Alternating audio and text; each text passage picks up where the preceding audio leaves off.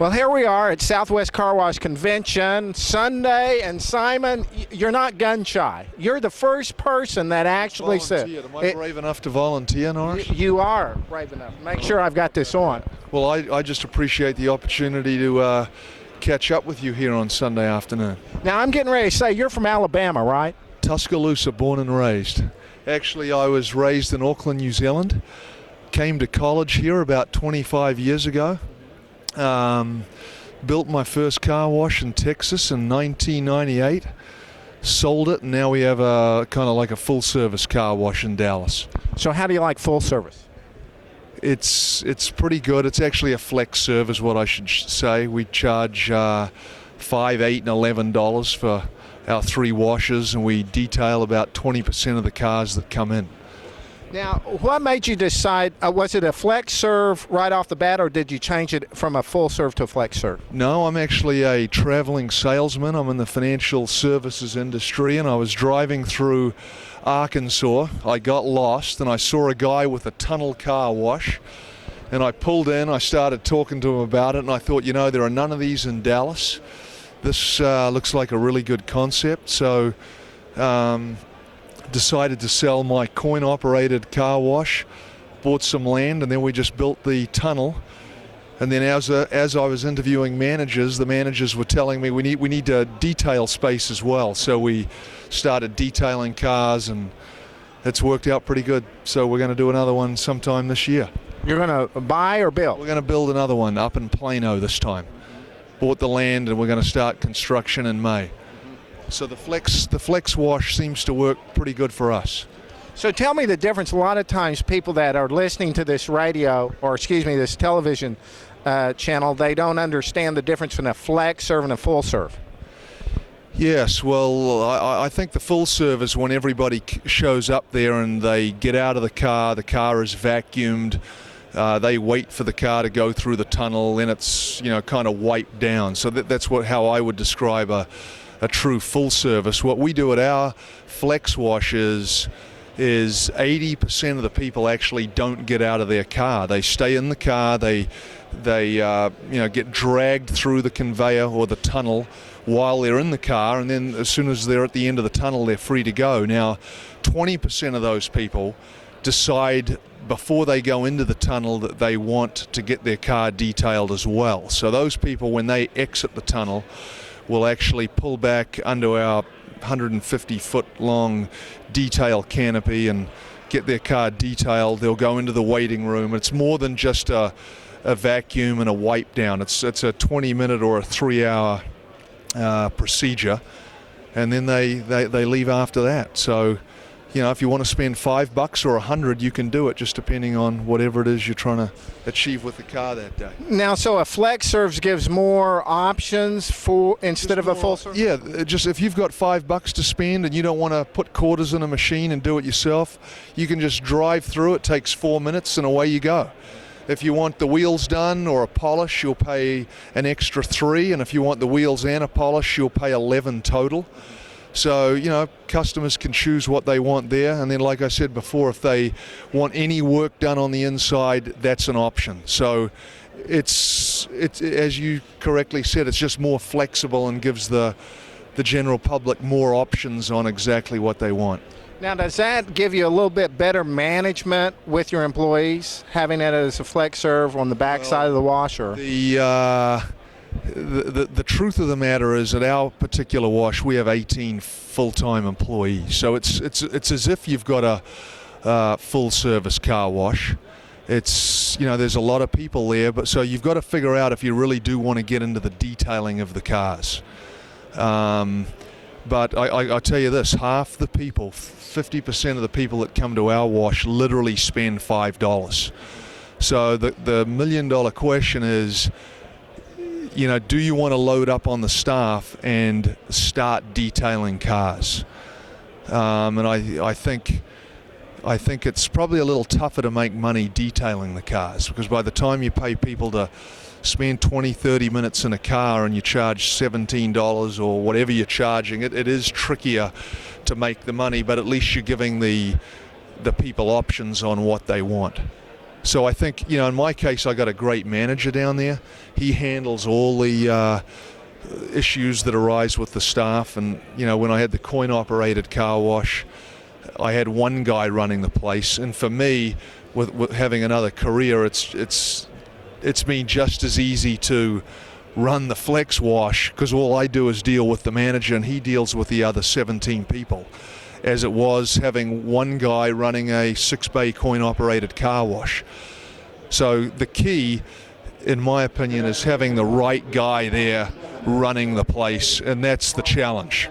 But if you get the right guy and he does a good job and you pay him well, like I do, I pay my guy incentives based on quarterly profitability of the place, so he's incented to stay there longer and later and wash cars, and the more profit that we make, the more money he makes. Now, are you an absentee owner? I mean, do you have a second job? Yeah, I have a second job. I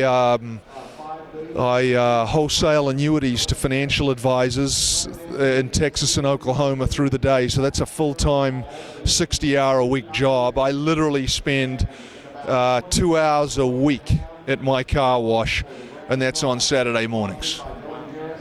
And we washed about 96,000 cars last year. 96,000 cars. 96,000 cars. But I got a phenomenal manager. Without the manager, I'd be history. So he's not planning on going anywhere? I don't think so, because he had a pretty good year financially himself last year, but that's because he found a way to deliver good service. The cars come out extremely clean. He's a perfectionist. He does a great job, and I'm willing to give him a good piece of the pie because of what he does. Now, a lot of times people that are thinking about buying a car wash, 80% have never been in the car wash business. Now, were you in the car wash? You were in the car wash business before you bought this full service, but you're kind of an unusual character for the. I am an unusual guy, Norris. But for the fact Just ask my wife. But for the fact, here you are, not there. You actually have a manager running the wash. No, that's right. I'll just back up. I got into the business 9 years ago. I was in another industry, well, the industry that I'm still in today, which is wholesaling annuities. And the key is to have the right staff. I mean, if you're a phenomenal manager, you can deal with the other staff, right? Right. And so how do you get a phenomenal manager? You have to trust them. And I think you got to pay them well so that they, perform well for you. I mean, what's the old saying? You pay peanuts, you get monkeys, right? I pay my guy very, very well, and he deserves every penny of it. And why should I be greedy? I mean, if I was cheap and paid him a little bit, he'd close at 5 o'clock today. But because he gets a piece of the action, he'll stay until dark because he knows he's lining his pockets as well. So you can be an absentee owner like I am only if you've got the right people there. Now, my wife does the banking once a week. She pays the bills. So, she's a little bit involved, but not much. Not the day-to-day. Not the day-to-day stuff. Not the day-to-day stuff. If you got the right guy, you can do this without giving up your day job and doing this full time. Now, I've got to ask you a question. How do you find a great manager? Well, don't tell me it's luck, and don't tell me you prayed about it. Well, you can say those things. You can. I did pray about it. I didn't mean. There is a little bit of luck involved. Little miracle. But I'll tell you what did happen. When I was nearly complete with the building of the tunnel car wash, I had to find a guy to supply all the chemicals, right? So I asked the chemical guy, I said, look, you're in the business, you're at car washes all over town. Is there anybody out there you know of that's good, that's restless or not that happy? Because if you know of anybody like that, I'd like to talk to the guy. And then that particular guy introduced me to 2 or 3 people. And, I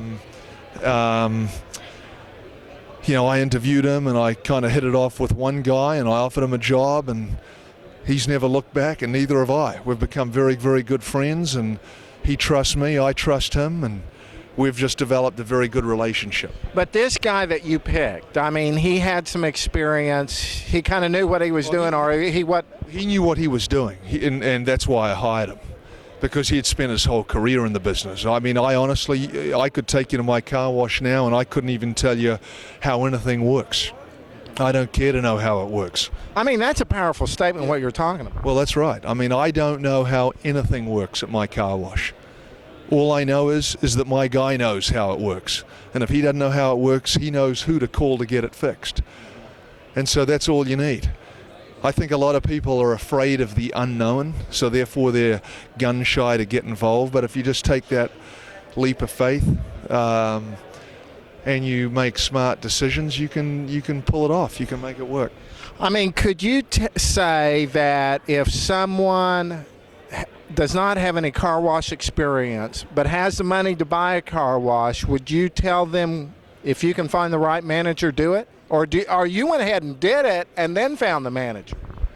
Yeah, I went ahead and I'll tell you what, when I first got in it, 7, 8, 9 years ago, I didn't have much money, but I did have 20% down to build a 6-bay self-service car wash. And I just drove around town looking at self-service car washes, and I said, that's the one I like over there. I went and knocked on the guy's door. I said, who built this thing for you? He put me in touch with his builder. We did a deal, and then as I was building that one, I had guys driving into the place going, who's going to run it? And I ended up hiring a guy just like that. And then he ran it. This was a 50-year-old guy who'd never had a job his whole life more than a year, and he ran my car wash for over 4 years because I looked after him and he looked after me. So my adage is, if you look after people and you're fair and you're reasonable, people want to work for people like that. And so you can, get good relationships going and just make it work. So I got into the business and was absolutely clueless on how any car washes worked. In fact, I wanted to get in the self-storage industry, but it required too much money, and I was going to be too leveraged. So I decided to get into this, and this has been a good thing for me. Okay, so you went from a self-serve to a full-serve. I'm sorry, I got it. No, I sold the 6-bay self-service car wash and did a 1031 exchange, which is a tax-free exchange of that profit into the next one. And I used that profit to buy the land.